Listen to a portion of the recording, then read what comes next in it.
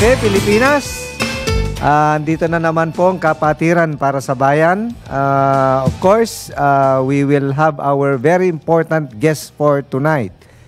Si Most Worshipful Ariel T. Kayanan. Although ngayon, meron lang siyang engagement kay Chairman Edgard. Hi, Chairman Edgard Cabangon. Ako po si Jerry Sadsad, isa pong manananggol at si... Ako naman po si Ricky Koo, ang inyong pong tagapaglingkod. Attorney Sherwin Enriquez po, nagbabalik. Nagbabalik. Nag-off lang for 3 weeks. From America yan. From America. Oo. Shout out. Bakit mo sa Amerika, kuya? Sinong nanalo? Yung mother ko, tsaka yung kapatid ko. Marami ba nagsara? Wala ka bang side trip? Wala. Ano bang sinabi mo? Nagsara na ba yung border? Nagsara na. Kuya Joby, si Kuya Joby. Yes, magandang gabi po, Luzon, Visayas at Mindanao. Ako po ang iyong likod, si Kuyang Joby po. At kayo po ay nakaantabay sa amin sa kapatiran para sa bayan. Okay, so ang multi-district po ng Southern Tagalog will be on wow. November 22 and 23. Ilang lodge na ba ang nag-register sa'yo, Kuya Ricky? Kompleto na po. There are 70 plus. 80 lodges. Wow, 80 lodges. 80 lodges. Pinsi ko na lang yung yung UD. Baka pwede mag-register na rin. Para lumagpas sa at least kahit 7 UD. Sumobra. Huwag naman ganun. UD pa lang mag-register na. Hindi, kailangan daw mag-register eh. Pero high din sa November 22 po. 22. Activity po natin dyan sa Renaissance Convention Center. Okay. Riverbank Center sa may Marikina City. Gaganapin yan. At ang host district is you. Yes, very worshipful, host district po ay ang R4 Rizal. Sa pumumuno po ng yours truly. Yan. Sabihin mo na rin yung guest mo. Ricky Koo. Mukhang matitindi yata ang mga guest mo Hindi dyan. Hindi naman po. Tayo po yung mapapasyalan lang po ni Manong Chavit Singson. Uy! At ni Colonel Rachel Singson. Opo. Congresswoman pala to. Opo. Oo. And of course, The mayor. the mayor. Of course, the mayor of Marikina, si Marcy Tudoro, at ang aming pong congressman sa Distrito 1, si Congressman Maan Tudoro po. Ay, huwag mong kalimutan yung grandmaster natin. Opo, siyempre naman. Siyempre, hindi pwede makalimutan yung grandmaster namin. Kundi hindi po kami makapagsimula. Most Worshipful Ariel T. Kayanan po, ang aming pong representative sa Magsasaka Party List. Sinabi mo na. Malapit na yun. Diretso. Hindi mo ba alam na may dineclare na Chief of Staff daw? Second kay Kuya Dado. Hindi, siya na lang magsabi nun. Mahirap na eh. Chief of Staff. Mahirap na eh. Baka sabi niya, pinangungunahan mo ako. So, ang event po ay 6 p.m. po ang ating Grandmaster's Night sa November 22.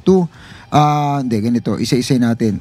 Past Master's Degree, 8 a.m. po ang ating registration. Okay po. And then, Past Master's Degree Conferral, 1 p.m. Certification of Installing Team, 2 p.m. yan. Thursday night po. Lahat po ay iniimbitahan po natin. Huwag po kayong mawawala. And of course, sa November 23 po, yan po ang ating multi-district proper. Okay. Ang galing. So, siguro, kwan muna natin. Isang mabilisan lang muna. Batiin ko lang itong viewers and listeners natin through television. Si Kuyang Corky ng Bugarin Lodge, Jolly S. Bugarin Lodge. At saka si Arms de la Cruz Cachola na nasa Saipan na nanonood. Yun. Happy watching po sa Luzon Masonic Lodge number 57 and Apo ICAS Marcos Highway. Galing. Galing kami ni Kuya Ricky doon sa Guam. Tsaka si Kuya Marvin Texon. Happy watching po sa inyo dyan sa Nueva Ecija. Maraming salamat po sa pagsuporta. Okay. Papalusutin ko lang din to. Sige. Happy 12th birthday sa aking anak, si Sean. Happy birthday, Wow, Sean. siya pala. Pwede nang, Kuya Sherwin, pwede na mag-battle yan, yung Oh, lalaki, Sean. Si Sean. Sebastian. Sebastian, Demolay. Demolay. Tanongin natin. Dito mo na ipasok sa amin yan. Ayun. May UD si Kuya Ricky. Tsaka shoutout nga pala kay Kuyang Arky De Leon at saka kay Kuyang Teddy Calaw na watching live sa studio. Watching live. Mamaya, he will join us. Yeah. Alam nyo ba na yung yung ano diyan, yung kapatiran. Yes! Bayan. Siya yun. Si Very Teddy yun. Oo. Anyway, sige, balik muna tayo. Time check. 7:12 po ng gabi, magbabalik po ang Kapatiran para sa Bayan. Okay, nagbabalik po ang Kapatiran para sa bayan. Yan. Kasama na natin si Kuya Teddy. Yeah. Magandang Pwede. gabi po sa Ang nagbabalik lahat natin. din. Galing di Amerika yan eh. Oo. Amoy Ganda- apple pa nga. Oh. Pine tree. Sino si Very Ted? Oo, Oo nga, oo nga. Amerika yan. Oo nga. Kumusta sa Amerika? Si Nanalo? Okay naman. Si Nanalo Very. Obvious naman eh. Kamustahin ko lang yung mga brethren natin na mga taga Grand Lodge of California, specifically yung mga brethren na taga Orange County. Wow. Itong November, pupunta rin ako kasi kailangan yung sa Shriner natin kasi ambassador ako tapos hindi matupad. Oo.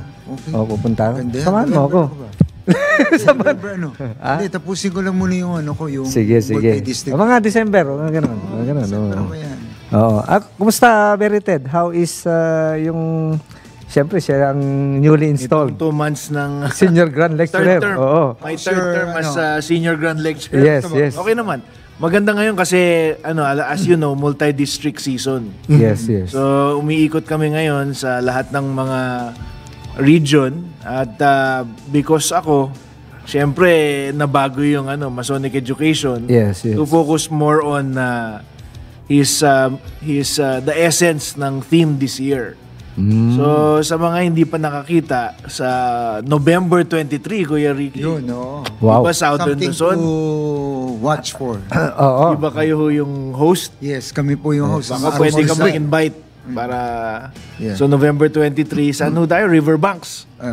Marikina. Renaissance Convention Center. Opo. Renaissance. Marikina. Sa mga ating mga kapatid na mag-a-attend ay we promise you po it's gonna be quite at least for my lecture it's gonna be quite interesting po kasi tiled po. By tiled I mean wala hong outsider at because it will dwell on one of our important degrees sa lessons natin Sa third degree. sa third degree po. Okay. Abangan ko yan. Although, kahit pa ulit-ulit yan interesting yung kay Very Ted. Madami pong nangyayari ngayon sa term. Nakalabas ho kami ng bagong issue, special issue ng Philippine Graphic. Yeah. At in addition to that, there are across the jurisdiction many events, not just educational, but maraming mga outreach na the brethren are quite happy na nangyayari po. Pero Very, since the team right now is yung ikaw na Kuya Ricky, baka magkamali ako. Ready. What does it mean, yung ating team for Grandmasters Yung team this Ariantique? year is, alam mo, lumalaki tayo eh. Yes, Explode yes. tayo. 24,000 just last year. By the end of this decade, projections are we will be in the region of 30,000. Yes. Pero the thing is, as maraming pumapasok, baka hindi natin nakakalimutan natin na yung point ng masonarya, yung core mission lang naman po is to make good men better. Yes. Good men. Good men. Good men. Good Make na. them Become better. Yes. Diba po? Yes, very. Yun. Pag nakapasok na sometimes, sakala natin, okay na yun. Hindi eh. Dapat, yung real mission natin is after we initiate, pass, and raise them, how do we make them better? That's the theme this year. It's not just more men being introduced to the light of Masonry. It's more light Among Masons. So, kaya nga po, for yung mga hindi pa naka-attend ng multi-district po, you see that po sa... So more on the lecture. intervention very is on education, mga ganon. Emphasis on the education, enhancement of our what we learned. Mentorship. Oo. So basically, relating the theme for this year doon sa ating mga lectures. And as you know po, syempre before you know it, tapos na yung term, di ba po? Yes. This year, two days na ang multi-district kasi the first day, meron tayong orientation Yes. on installations. And para yung hindi pa nakakuha, we will also be conferring the past master's degree. Alam mo ba, maraming mason, Hindi alam. nalaman ko lang ngayon na hindi nila alam na, meron palang past master's degree. Correct. Ang past master's degree is kung nakatapos ka ng master, yes. sa isang lawyer, because you've governed well and you've earned the trust of the brethren during Yes, that one yes. term, meron special degrees para sa inyo. Oh. Yun yung nagka-pandemic, di ba po? Opo. So, ang hirap na hindi mo pwede i-zoom yun. Gawin. Oh. Diba? So, sa November 22, dito sa Southern Tagalog, we will be having the conferral of that past master's degree para sa mga past masters That's good, na hindi pa nakakuha. Remember sa akin, Nag-register, ha? yung sa akin dati Ako nakakuha rin. ko ng past master's degree during the ANCOB. Pero Oo. ngayon, at least ngayon, Ngayon, sa multi-district Oo, na. meron na. So, yung mga outgoing na Hindi lang yun. masters. Yung mga Kahit yung incumbent, pwede po ba? hindi pa yung incumbent. Dapat tapos ka na. Tapos na, tapos na. So, katulad ko, Berry, hindi rin ako naka-attend nung... Ayun. Pwede. Pwede ako. Huli mo na. Pwede ako. Hindi naman ako yung hoodwing siguro. Ano? Degree, Hindi. Kuya Jerry, makakuha ng degree at saka yung certificate, nakalaki-laki. Oh, Ayun. malaki yun. Now, since I like that. kung ikaw makuha mo this year, yung sa signature nyon, si Most Worshipful Aya at saka ako. Yes. Yun. Yan ang gusto ko. Oo, para at least... at saka matutunan ko. How is that? Kasi ang alam ko, Berry, it can only be learned through... sorry to say it. Through York, right? Doon lang namin nakikita yung gano'n. Yung, Meron kasing similar. Iba po. Ay, magkaiba po yun. Iba to, iba Yung sa York Right Iba is yun. ang tawag para, I Opo. don't wanna go in too much kasi Yes, public. po. Pero yung sa York Right, ang tawag doon virtual past masters. In order for you to move further up or rather deeper into Yes. the York Right, kailangan mo may experience ang maging past master. Paano kung hindi ka pa? Kaya Oo nga naman. Kaya meron degree, short lang, na virtual past Past master. master, oo. Parang ginawa kang past master. Pero magkaiba yon. Iba yun. Ayun. Ito, I like that. totoong past master. Yes, I like that. May lessons, may signs, at saka malalim din. As again, I wanna highlight, yun yung, kaya magkaiba tayo sa Lions Club or Rotary Club, di ba? Yes, or yes. ibang fraternity. It's philosophical. I like So, pinapakita to sa conferral ng degree. Kaya pag hindi ka pa nakuha, kunin mo na. Yes. I will do that. Masaya yan, masaya yan. Certificate ko, ikaw magsisimula ka. Grabe ko naman. Kuha mo next year yan. Anyway, muna natin. Time check muna natin. 7:25 ng gabi, magbabalik po ang Kapatiran para sa Bayan. Okay, magandang gabi po, Pilipinas. And of course, our guest for tonight, hindi na natin kailangan introduce. Most Worshipful, the Grand Master of Masons in the jurisdiction of the Philippines, Most Worshipful Ariel T. Kayanan. Yun po. Sa inyo lahat, sa ating po mga tagapanood at tagapakinig. Yun. Okay, Most Worshipful Sir, anything na para at least kaalaman ng lahat kung ano na po yung after within your term, ano na po yung nangyari, ano po yung nagawa po natin? Well, basically, ang masonary, as everybody knows naman po sa mga mason, ay we live up by continuity. Apo. Ibig pong sabihin, yung sinasabi pag-installation na that this, what they call solemn undertaking that we've been doing, will last from generation to generation until time no more. Kanya nga po, we always build up from where our what they call predecessor has left. Yes. Pangalawa ko, italam naman nating ours is actually ancient and symbolic. So, ang mga ginagawa po natin ay mostly are within the bounds ng ating mga rituals at ang ating mga what they call mga teachings, our tenets, wherein Masons understand it well. And the only reason on why we existed there is to make good man to become better. Ayun. And on that note, Kuya Jerry, baka Yes po. for mga non-Masons out there, kasi mga kamamayan, magtataka sila, bakit most worshipful, very worshipful, worshipful? Ano ba yun? Ang worshipful, ginagamit yan, parang lumang English yan. Oh. It is a old English word for respectful. Kaya mga husgado sa UK, worshipful pa rin tawag rin sa kanila. Oh. We use that term also here. Baka mamaya kasi akala nila kung anong ginagawa natin eh. Worshipful means respectful in Old English, lumang English. So yung most worshipful, yun yung pinaka mataas sa atin. Old Kaya nandito English. si Kuya Ariel. Most worshipful Ariel. Yes. Parang lady and lord. Okay. Pero yung team nyo po, most worshipful, especially yung Let There Be More Man among Masons and Let the more light among Masons. Opo. Okay po. So, ang tema po natin, if I may actually reiterate, one is let there be more men in the light. At yung pong pangalawang kataga po niya will be let there be more light among Masons. Yes po.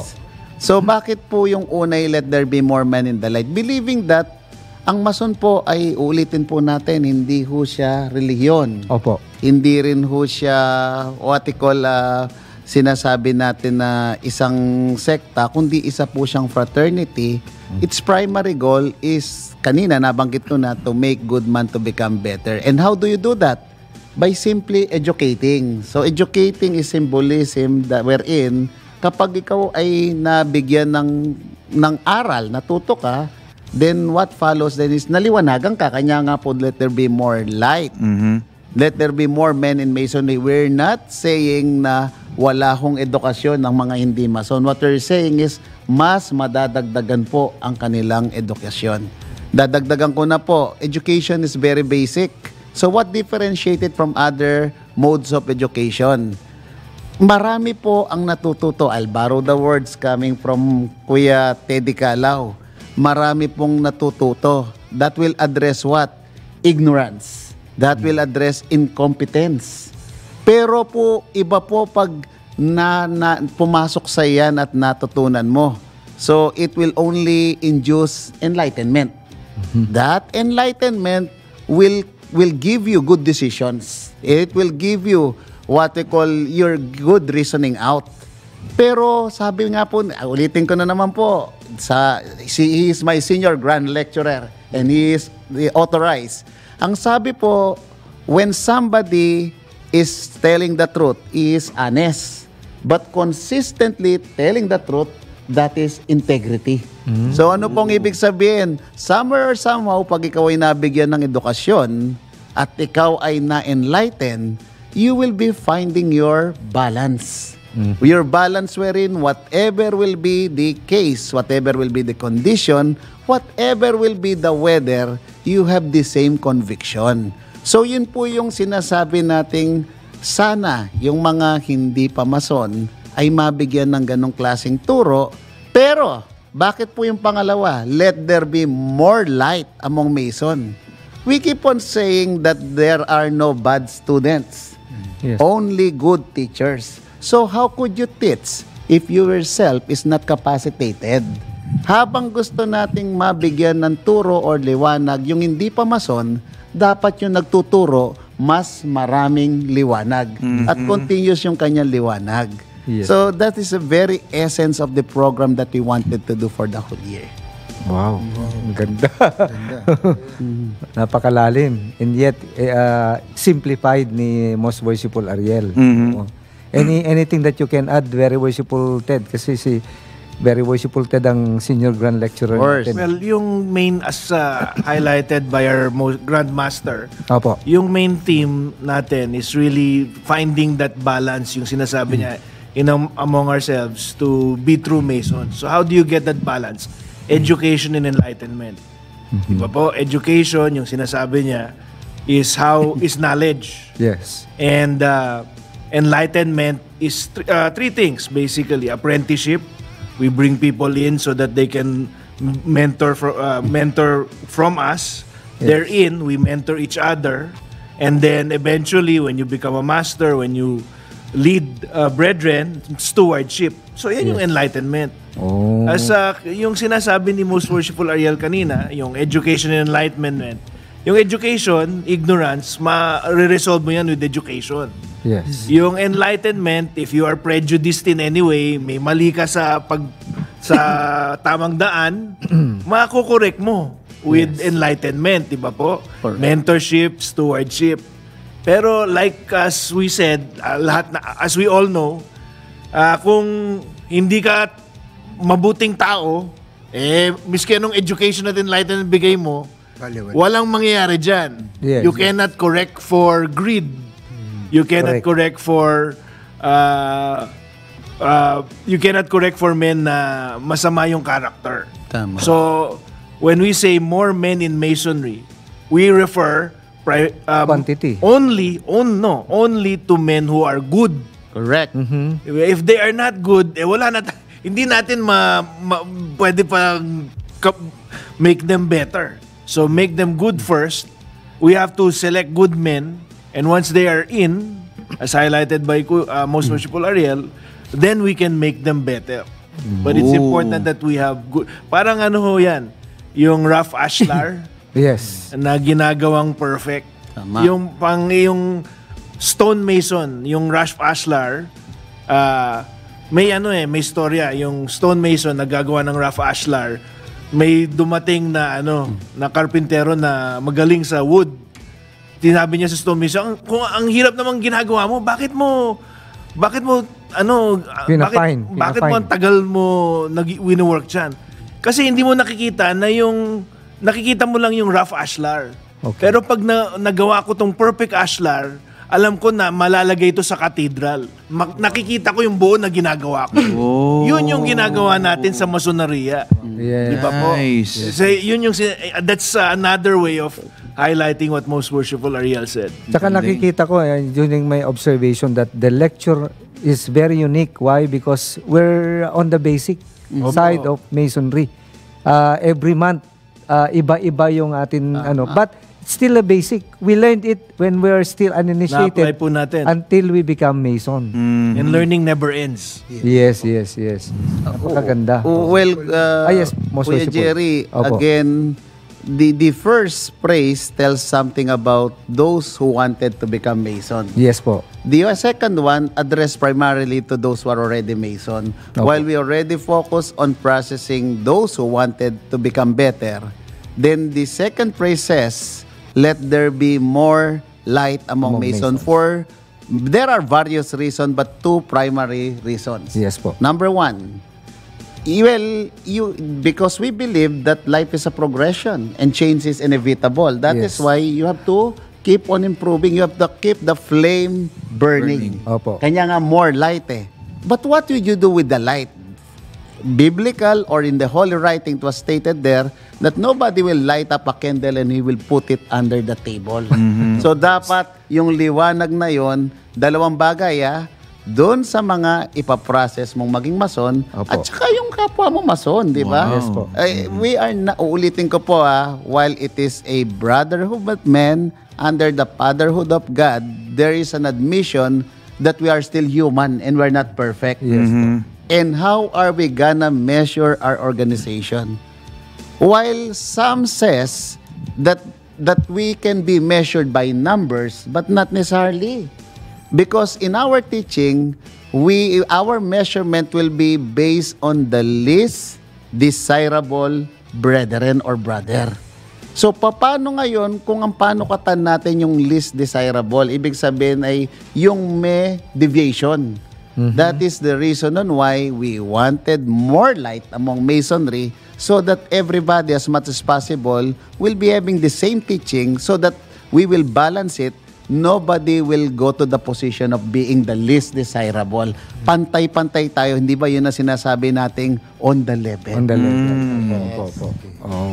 So, there should be uniformity in all aspects, the processing, from initiation, passing, and racing po. Correct. Yung processing niya, parang pagsasakayan, di ba? Ano ba yan? Sige nga. Baka kailangan natin i-remind. Maganda yun, Paano yung processing? How is that related? Paano di ba magsasaka, parang may processing na yun? Yes. Paano po yun? Well, coming from my former background in the agriculture, tama po si Kuya Teddy. When you do something, there should be a uniformity. Halimbawa po, pag pumili ka ng binhi, kanya nga ako kinaklasify yung mga binhi. Opo. Kasi may mga maganda talaga na bini, merong namang walang laman o kaya yung iba naman na hindi 100% efficient. Kanya ang gusto mo, piliin mo muna, i-classify mo. So that is the first step. Opo. So that when you broadcast, pag sinabog mo yan or tinanim mo, ay pare-pareho ang tubo. Yes. But that's what Kuya Teddy has been saying. I learned from my senior grand lecturer, maski pa ho pare-parehong binhiyan, pag ang implements or input mo, hindi rin pare-pareho. Halimbawa, hindi even ang pagbibigay mo ng tubig. May Opo. natubigan na iba, may tama. hindi. Opo. May halimbawa po, may nalagyan ng fertilizer na iba. Yung iba naman hindi rin ho tutubo or lalakyan ng pare-pareho. Pare-pareho. Bakit po natin gusto ng pare-pareho? The economy of scale tells us that it will be easy for computation. Kasi kung pare-pareho ho yan, yung tiller nila or yung mga tubo nila, easily you could use your mathematics to compute. Begin with the end in mind, hindi pa po nag-harvest, Opo. alam mo na ngayon kung ano nga haniin. Ngayon po, katulad din po ng pagtatanim, uulitin ko po sabay-sabay yung tumutubo yan. You cannot deviate sometimes. You cannot actually prevent that there are weeds or may mga damo. Yes po. Pag tumubo ho yan initially, pare-parehong itsura. Pero po during the harvest time, yung pong palay or yung trigo, mamumunga. Yung damo, hindi naman mamumunga Ay, yan. tama po. Yung trigo at palay para sa tao. Yung damo para sa hayop. So may kasabihan tayo, let us separate the grass from the what we call trig, di ba? Sa pagdating ng harvest, maghihiwalay ho yan. Opo.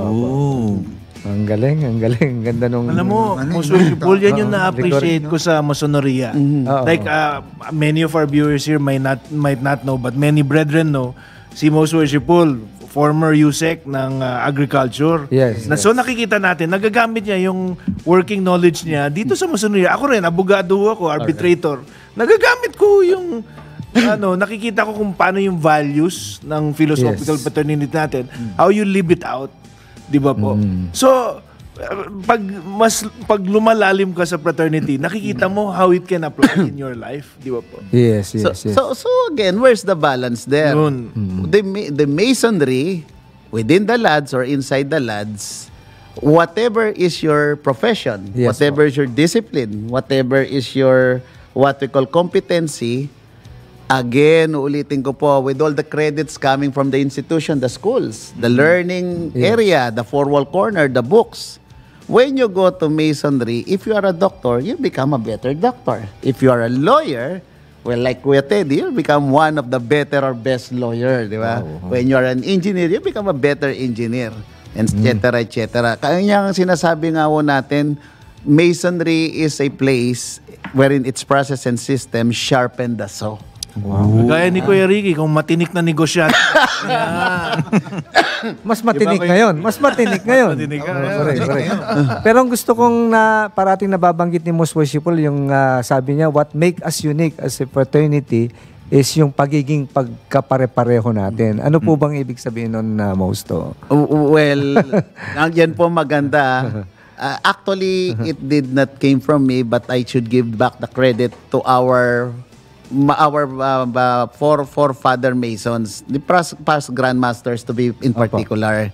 Yes. Ang ibig pong sabihin nun na yung pinagkaiba po natin, our uniqueness, is our being uniform, pare-pareho. Ulitin ko po ang goal kasi natin is that we should be on the level. So how could we be on the level if our approach, if our understanding, if our what we call the way and how we value it are not the same? At saan po tayo nagkapare-pareho? Before we became Mason, we came from different professions. Before we became Mason, we have different resources. We have different wealth. We have different financial capabilities. Opo. We have different ranks and positions. But Mason does not pertain to that. It has nothing to do with that. We should be the same on where? Our teachings. Doon po tayo magkapare-pareho, doon sa aral. Yes po. And how are we assured na yung aral natin ay pare-pareho? Because our teachings are what we call tenets. Opo. And tenets, as defined, were values, principles, belief, character, etc., philosophy, etc., etc. But the determining factor is that they are tried and proven. They are tested by time. So, it is not the tradition, it's not the culture, hindi nakagawan, kundi ito'y subok na ng panahon. Yes. Kanya pag ito'y in-administer natin, we do not interfere, we do not actually just facilitate it, we do not manage it, but we simply administer it while Gauto or God is watching. Because the process is already there. The system is already there. Yes. Okay. Napaka-interesting. Time check po muna. Oo, time check. Oo. Ang oras po natin ngayon is 7:59 ng gabi, magbabalik Yeah, po ang kapatiran alas 8. para sa bayan. Okay, magandang gabi po. Nandito rin po tayo with Most Worshipful Ariel Tikayanan. Pero batiin ko muna yung dalawa. Kanina pa sinasabi, si Kuya Pete ng Sobel, Masonic Lodge. Nawala yata. Nagpa-vaccine. At saka si Kuya Gary ng Daet Camarines Sur Lodge. okay. Hi po. Magandang gabi po muli sa inyo lahat. Ngayon naman po, let's talk the other side of Sir Ariel Tikayanan. Yes. Ano yung other side? Of course, ito yung kanyang, meron siyang advocacy dati. Hanggang ngayon. Hanggang ngayon. Hanggang ngayon. Oh. Siyempre, bilang isang galing sa DA, Department of Undersecretary. Agriculture, magaling magtanim eh. So, ngayon naman, Isa lang po hindi natin tinatanim sa manang loob. Ayun, wag naman po. Hindi wala sa natatanim. teaching natin yan. wala. Yes, sir. Oo. So, let's talk more of sa ating magiging magsasaka po, Party list. party list. Representative. Opo. Yes po, Most Worshipful. Honorable, sir. Honorable na yan. Opo. Sana magdilang ang health po kayo. Opo, opo. Lahat po na umupo rito. Lalo na kung nasa sure po, panalo. Well, I think all the sectors in the fishery at saka agricultural sector naman po knows us. I survived almost 3 presidents. Wow. At Yes. siguro po mga 7 hanggang 8 secretaries. Kanya after how many years? More than a decade in the executive Yes as po. what we call executive director in the council and at the same time undersecretary. Finally po ay nauuhong ko na po yung para sa party list ng magsasaka. Opo. Yung magsasaka party list. Opo.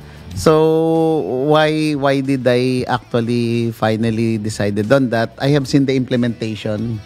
That Opo. in the implementation of the what they call agricultural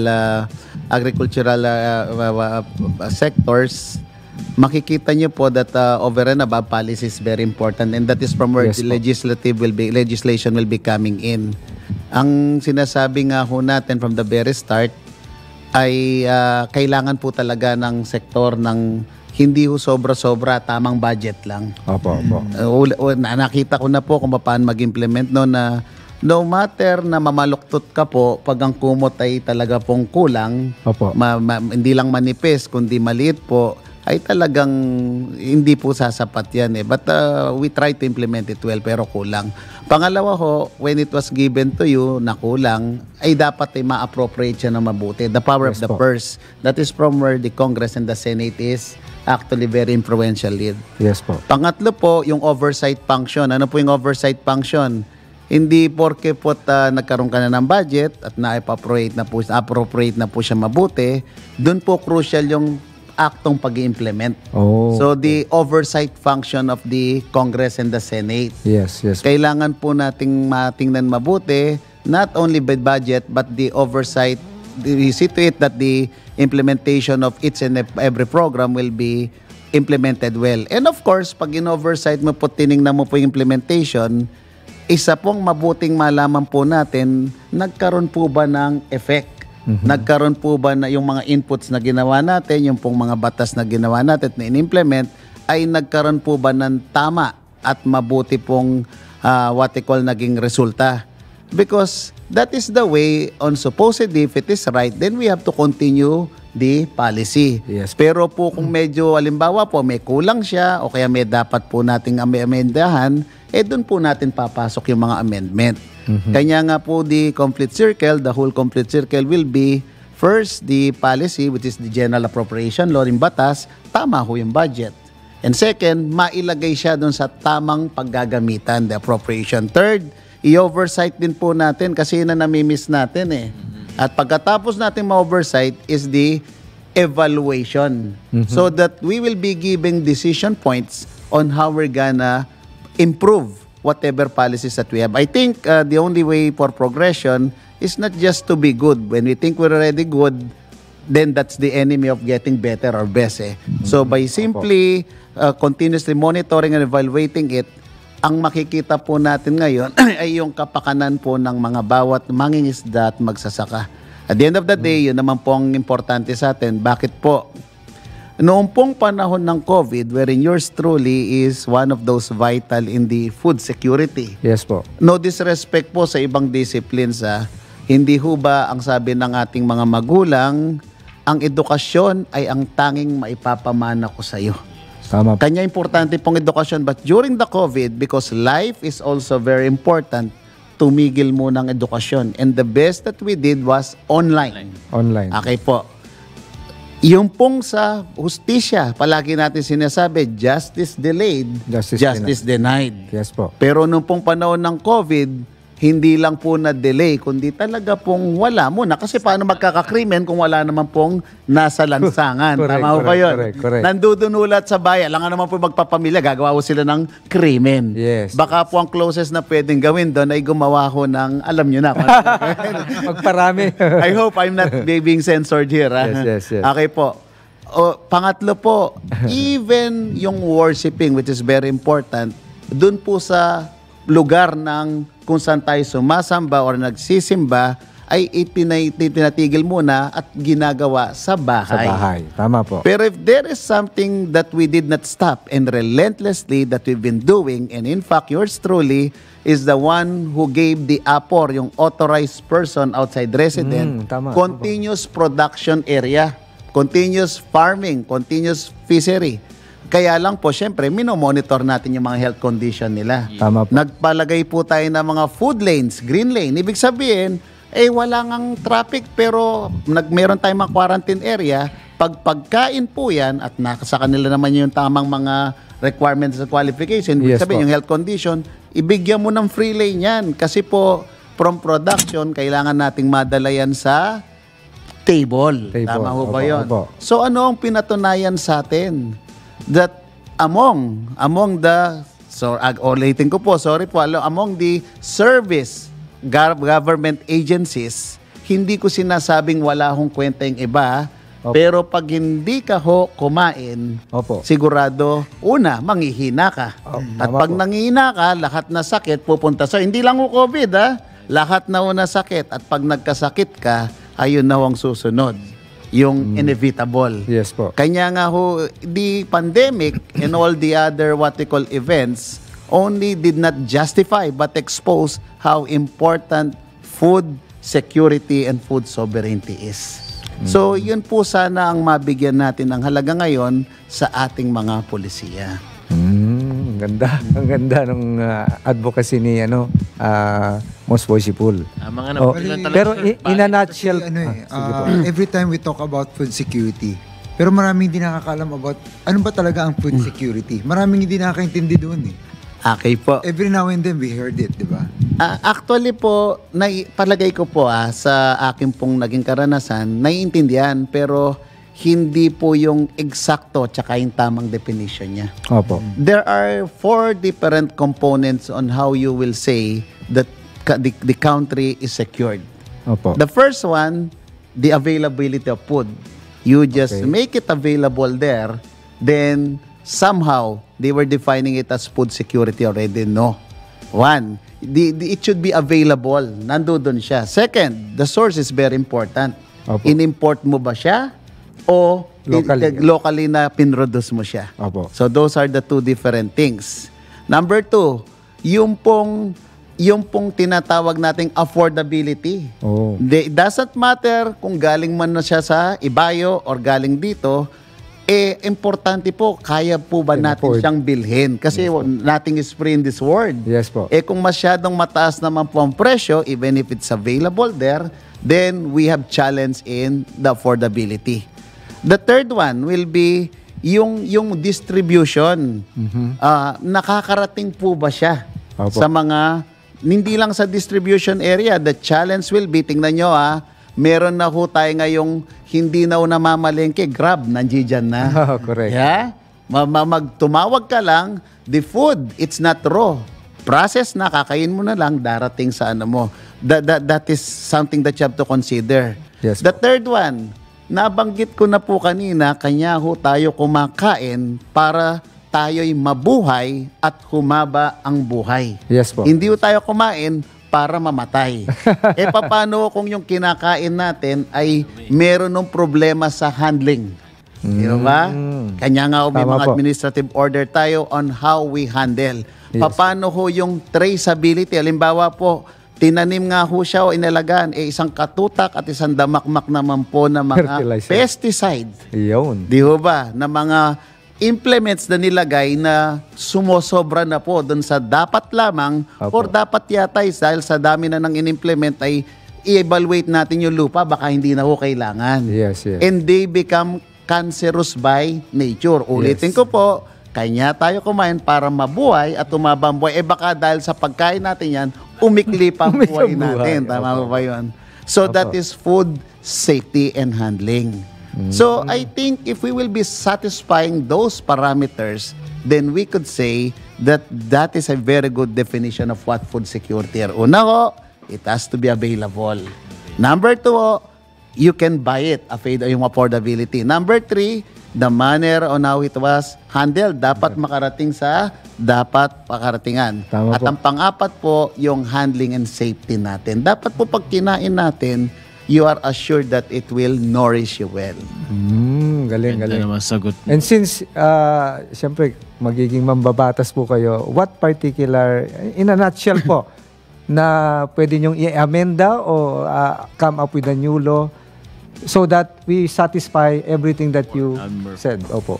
Well, as I could see right now, lahat naman po, we're gearing towards adoption. Kailangan makapag-adapt tayo. There is a saying, coming from, let me borrow the word coming from Charles Darwin. Yes po. Not the most intelligent, not the strongest, not the mightiest will survive, will actually go on in existence, but those who will have the ability to adapt. Yung adaptability. Otherwise, the dinosaurs are here because they're Yes the po. strongest. Diba? Correct po. Kaya nga po, anong ibig sabihin yan? Alam naman po natin na ang agriculture is agroclimatic by nature. Anong ibig sabihin ng agroclimatic? Opo. Pure dependent po siya sa klase ng mga bagyo and everything. But believe it or not, agriculture is also science. And since this is science, we have to use science. It's systematized knowledge. It is based on nature. They are facts of life. They are formulated to experimentation, investigation, and research. So, ibig sabihin, factual. Yes po. Kanya nga po, if we will be using that one, modernization is very important. I may say, I have to give credit to those lawmakers also who actually made or craft the Agriculture Fishery Modernization Act. Bataso yan. Opo. So, ibig sabihin, meron na ho tayong mga batas. Opo. Kung paano tayo magmo-modernize, paano Yes po po. tayo magme-mechanize. Sabi ng iba, paano tayo maggagamitin yung siyensya. Now, the question is, was that law properly implemented? Ulitin ko po, what is policy if it is not implemented well? Opo. And implementation, a very big chunk of implementation will be budget. And of course, governance, which is very important. Yes. So, ba, yung governance. Now, if we have such things, the other law are also there. Para sa mason, di ba? Opo, opo. Meron tayong Grand Lodge, tapos may appendant body tayo. Yes po. Yung pong mga sumunod na batas ay nandoon na lahat. Okay. Kaya ano pong dapat natin gawin? Tulad po na sinabi ko, we have to know well, we have to figure out, we have to compute, we have to calculate what is really needed. Yes. Halimbawa po, production natin, ano po ba, ang pag pinag-uusapan natin ng agriculture, pagkain at fisheries, ang una-una natin pinag-uusapan, ay yung kumukonsumo, tao. Opo. So what is our population right now and our growth in population? Opo. If the population growth rate is 1.9 or 2, ibig sabihin yung nagkukonsumo at yung in-expect mong lalaki, dapat ang growth mo ng production, if you really want to produce it, is at least or more than. Opo. Kasi kung at least man lang, di sakto-sakto ka lang. Pag more than, may buffer ka. Yes. Tama ho ba yun? Kanya-kanya, ano ba talagang kailangan nating budget if we're gearing towards that? Pangalawa ho, nasabi ko na ho kanina, it is very important to monitor the implementation. And with this, you will know if the law that were there ay tama ho talaga. Kasi Yes. if you already implement the budget well and the what you call law well, and yet it is not delivering to the kind of expectation that you have, then there are some amendment maybe to the law. Kailangan ho nating improve yan. Pangatlo po, let's face it, ang Pilipinas po talaga ay kapareho ng ibang bansa. Tingnan natin yung competitive advantage natin. Yeah. Hindi ho lahat ng kinakain natin, we will be very competitive in producing them. Yes po. So yung talagang may competitive edge tayo, yun dun tayo mag-focus. Those that are actually working in our favor. Yes po. Hindi ko sinasabing important nating iba, hindi ko sinasabing ano, pero yung mga may competitive advantage so tayo, we will not only be sufficient there, we will be more than sufficient that maybe if we're competitive, we could also generate exports. Export. Diba? Opo. Aha. Then of course, ano pa po ang importante? Ang importante po kayo ngayon is, again, parang mason, education, enlightenment, and equilibrium. Tatanungin po natin ang mga bata ngayon. Hindi naman po tayo matatanda, Opo. pero not so long time ago, we were like them. You ask them, when you grow up and you go to college, do you want to go in agriculture? Diba? Yan ang una. Diba? You have to ask them. Maniwala po kayo sa akin, there are only minimal number of those population who will be saying, I'll go to agriculture. Yes po. So education is very important kasi ako, how I wish na yung langis po ay pwede nating kainin. Malabo. Di ba? Gatas, pwede. Pero po yung change oil galing sa makina, hindi natin pwedeng kainin yan. Tama ho ba yun? So, we have to impress to them the value. Nabanggit ko na ho kanina yung sa COVID. So, kailangan natin tanungin ho mabuti yung mga bata and educate them well. Alam nyo ba, nung bata ako, Opo. tingnan nyo po yung pagpapalaga sa agriculture. Pag bumagsak ka ho sa exam, anong sasabihin ng teacher sa'yo? Itlog ka. Opo. A very nutritious protein source ay negative ang dating sa bata. Tama naman nga. Tato pa po, nangalabasa ka at nangamote ka. Yun. Puro Diba? Pag po na-kick out ka nun sa galing po tayo sa probinsya, nag-aral po tayo sa pag na-kick out ka, go home and plant kamote. Diba? Ang ganda-ganda ng pagkain ho yan pero yung metaphor or yung comparison natin, it becomes negative. Yes. So, gone were the days when you were elementary, you were briefed, educated, and oriented well on what agriculture is all about. Di ba? Kanya, at the end of the day, I have nothing against the other profession. We will be needing them all. But at the end of the day, we will be eating all. Correct. Wala hong hindi kakain dyan. Di ba? Yes. So, Wala na hong it respects no boundary and it respects no discipline. Sabihin nyo naman po kung anong kurso nyo, kakain pa rin po tayo. Diba? Kanya sa akin, the education that should be given so that you look at the state universities right now and even the what we call agricultural colleges and university. Yes. Mas marami po yung nababawasan or nagsasarado ang mga courses na nag-o-offer doon because nobody wants to avail it. Correct. So here we are, we're going towards the food security and nobody wants to study and learn it. Correct. Kulang sa application. Ang masama nga, most worshipful na observe ko, even Thailand, yung mga, di ba? They are very good in rice because they learned it from us. Correct, yeah. Parang ganun. Pag yung education po, the enlightenment, in equilibrium is still there. Di ba? Parang masundin ho yan. Yeah. So sa inyong advocacy, pag magsasaka party list is to emphasize on them the importance of agriculture and the technology that we will be using. Very worshipful, Jerry. Unless otherwise, one, you will know it. Yes. Second, you will value it. Yes. And third one, you will embrace it. Hindi mo talaga ma-implement ng maayos yan Opo. Sabi nga natin, uulitin ko po, I think it's high time that the unsung heroes, I'm referring to those who are tilling the lands and going to the seas, doing fishery and farming, should be actually well given recognition right now. They are our unsung hero. They feed us every day. And feeding the millions is a very challenging task. We are feeding the millions. Di ba? Okay. Siguro, most worshipful sir, siyempre you're addressing both agriculture and masonry. May we have a very brief message for the Masons and for the public in general? Okay. Well, of course, sabi ko na nga po kanina let there be more men in the light. And when we say men, it does not only talk about Masons.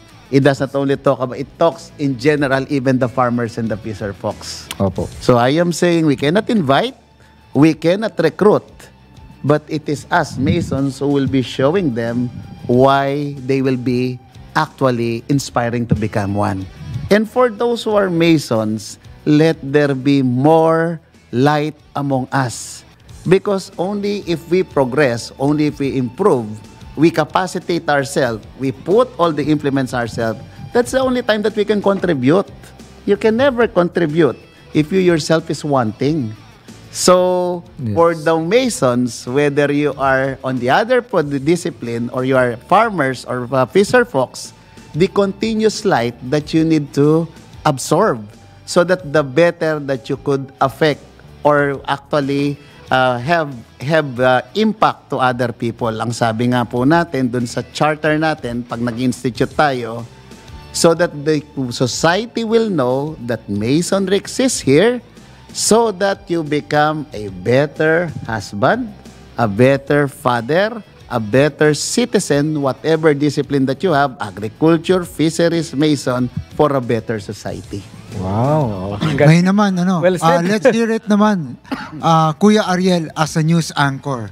Yes. Ayan, Kuya, pakibasa na yan. Opo. Hindi, Shout patiin muna ni Most Worshipful yung family kasi baka hindi pa pasukin si Most Worshipful Opo, unang-una po ang aking pong may bahay, ang nag-iisang may bahay si Mrs. Pamela Kayanan, ang aking nag-iisa pong dalaga si Frankie, si AJ tsaka si Arvin. Salamat po dun sa lahat ng sacrifices tsaka yung support. Yun. Yes. Shout out and special thanks to the PNP Regional Medical and Dental Unit Calabarzon.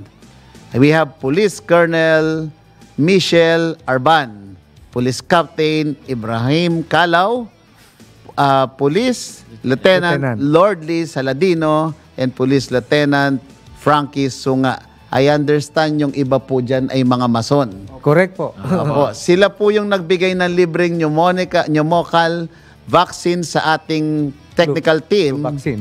Opo, ito po, sigurado na po tayo ngayon na ligtas na po itong mga Ligtas. At syempre po, maraming salamat po. At pati po sa ating ibang mga host dito, sila rin po they want to make sure that at least for that particular what they call disease, we are safe right now. May kasabihan ho. Ano kasabihan? Opo. Vaccination is better than curing. Di ba? Yes. Deterrent or prevention. Ang galing Cornelio Galing Most naman. Worshipful. Pwede na. So magbabalik. Pwede na. Magbabalik po ang Kapatiran sa Bayan next Monday po. Maraming salamat po. To God be the glory.